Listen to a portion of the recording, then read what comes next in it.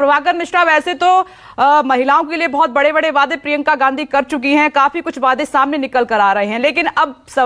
यहां पर खबर यह मिल रही है कि यूथ को टारगेट किया जाएगा मैनिफेस्टो में आज कांग्रेस के।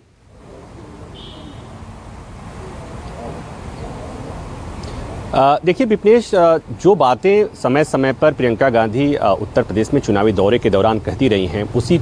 उसी का एक डॉक्यूमेंट फॉर्म यहाँ पर शो किया जाएगा जो घोषणा पत्र में उसका आकार लेगा। लेकिन इसको इस तरह से भी देखा जाना होगा कि 12 बजे जब कांग्रेस अपना घोषणा पत्र जारी करेगी, वो यूथ घोषणा पत्र कहा जा रहा है। दूसरी बात एक और, यहाँ जो पोस्टर लगा हुआ है भर्ती विधान युवा घोषणा पत्र, भर्ती विधान, यहाँ पर कोई आएगा, अगर वो पत्रकार नहीं है, कोई आम आदमी आएगा तो उसे लगेगा कि कांग्रेस मुख्यालय में रोजगार मेला लगा हुआ हो कि आओ रजिस्ट्रेशन कराओ, चुनाव में जब कांग्रेस की सरकार आएगी उसके बाद रोजगार मिलेगा। तो चूंकि बार बार कांग्रेस की ये कोशिश है कि उत्तर प्रदेश में युवाओं की जो बेरोजगारी की समस्या है, आपने देखा कि आए दिन लगातार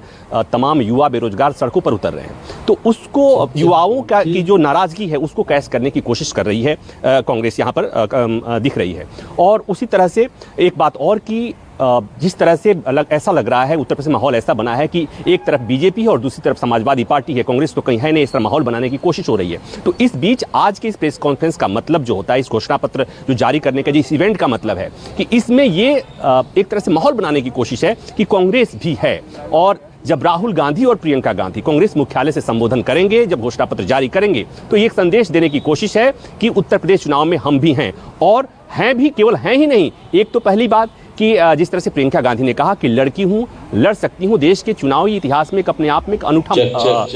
नारा था जहां पर महिलाओं को इतना तवज्जो दिया गया। और दूसरी बात ये कि अब युवाओं पर को फोकस करते हुए यहाँ पर जितने बैनर लगे हुए हैं सब में इस तरह की बात की गई है कि जितने कॉलेज हों, स्कूल हों, जहाँ पर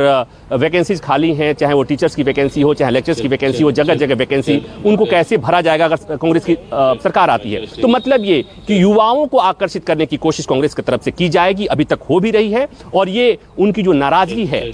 इस दौरान उत्तर प्रदेश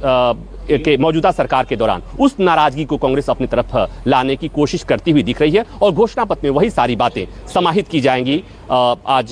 के इस आयोजन। ओके प्रभाकर मिश्रा, मैं ये कह रही हूं कि युवाओं के लिए नौकरी, शिक्षा, सुरक्षा, टैबलेट, स्कूटी, ये तो और पार्टियां भी वादे कर रही हैं, तो कांग्रेस की लिस्ट में नया वादा क्या हो सकता है युवाओं के लिए?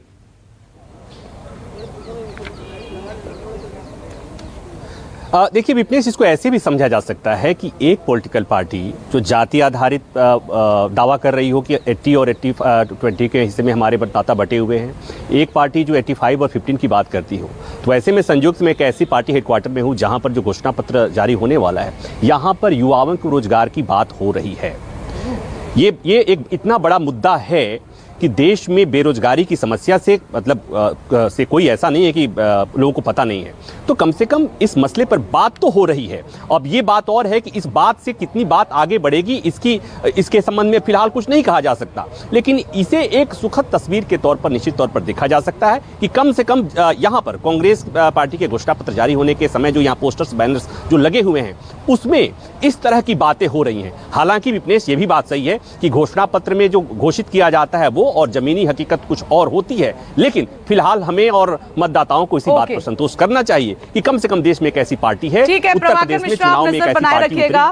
आलोक अवस्थी जी, कपिल श्रीवास्तव जी, अंशु अवस्थी जी, प्रभाकर मिश्रा और अशोक तिवारी, आप सभी का बहुत बहुत शुक्रिया ब्रेकिंग विद एजेंडा में शामिल होने के लिए। अब देखते जाइए, पश्चिमी यूपी के बाद पूर्वांचल की लड़ाई भी बेहद दिलचस्प होती जा रही है, क्योंकि सीट फाइनल होने के बाद भी लगातार बदल रही हैं। छोटा सा ब्रेक।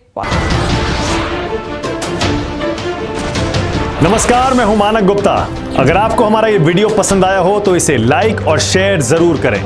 और हां, हमें सब्सक्राइब और फॉलो करना ना भूलें ताकि आप देश और दुनिया की कोई खबर मिस ना करें। तो जुड़े रहिए हमारे साथ और देखते रहिए न्यूज़ 24।